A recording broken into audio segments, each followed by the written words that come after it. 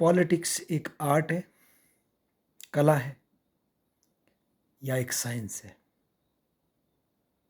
शास्त्र है? यदि इस प्रश्न का उत्तर ढूंढें तो बड़ा ही विचित्र है या बड़ा ही अद्भुत है। पॉलिटिक्स एक ही समय में ये एक आर्ट भी है, जिसमें कि आर्ट जैसे पेंटिंग, मूर्ति निर्माण करना, म्यूज़िक, डांस, जिसमें क्रिएशन है, जो कि क्रिया में पाया जाता है।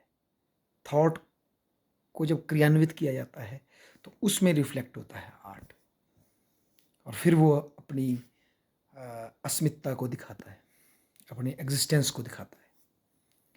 और साइंस जो है या जो हो सकता है, उसके नियमों को डिफाइन करती है, एक्सप्लेन करती है और उसमें अधिक संशोधन करती है। हालांकि साइंस का भी नए तथ्यों की प्राप्ति के साथ परिशोधन होता है और उसमें नई नई चीज़ें आती है साइंस में। नए तथ्य जब सामने आते हैं, साइंस की थ्योरीज चेंज होती है, जैसा हमने देखा है over the period of time.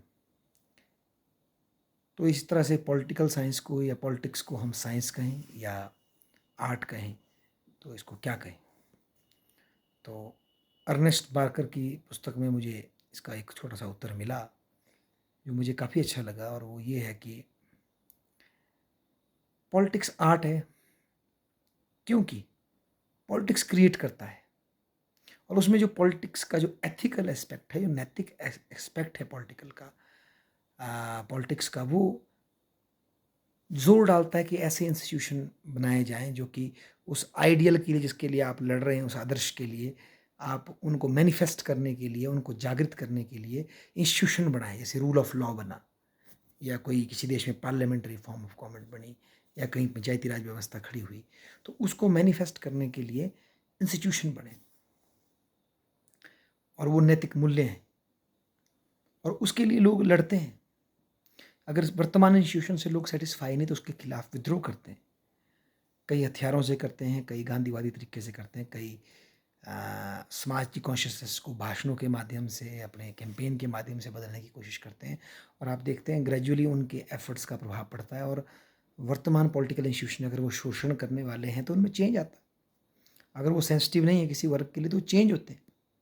तो ये जो सब है, ये पॉलिटिक्स को एक आर्ट बनाता है, एक कला बनाता है, जिसमें करने वाला अपना सब कुछ झोंक देता है, और करने वाले की एक सब्जेक्टिविटी होती है, ऑब्जेक्टिविटी नहीं होती।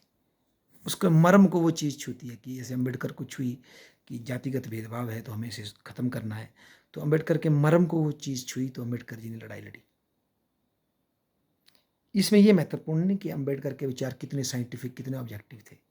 महत्वपूर्ण है कि किस तर्क के साथ और किस तर्क से ज़्यादा किस फीलिंग के साथ उन्होंने अपने तर्क को पेश किया।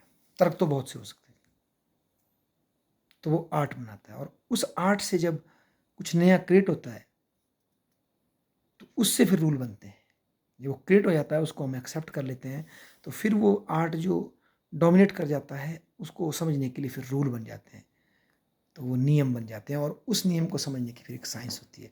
उसको हम, और तब हम पॉलिटिक्स को साइंस भी कह सकते हैं, कि पॉलिटिकल साइंस। पर मात्र पॉलिटिक्स को साइंस कहने से इसका जो एथिकल एस्पेक्ट है, इसका जो आर्ट का एस्पेक्ट है, जो कि क्रिएट करता है, ट्रांसफॉर्म करता है, कंसाइंस को पैदा करता है, क्रिटिकल थिंकिंग को पैदा करता है, चेंज को एक्सेप्ट करता है, उसको अडॉप्ट करने की कोशिश करता है, वो ख़त्म हो जाएगी। क्योंकि साइंस की जो इम्पिरिकल विधि है, वो बेसिकली जो दिया गया है उसको समझने में ज़्यादा अच्छी है। जो दिया गया नहीं है उसको इमेजिन करने में साइंस को दिक्कत आती है। उसके लिए एक एथिकल पर्सपेक्टिव की ज़रूरत होती है, जो कि हमें चाहिए होता है।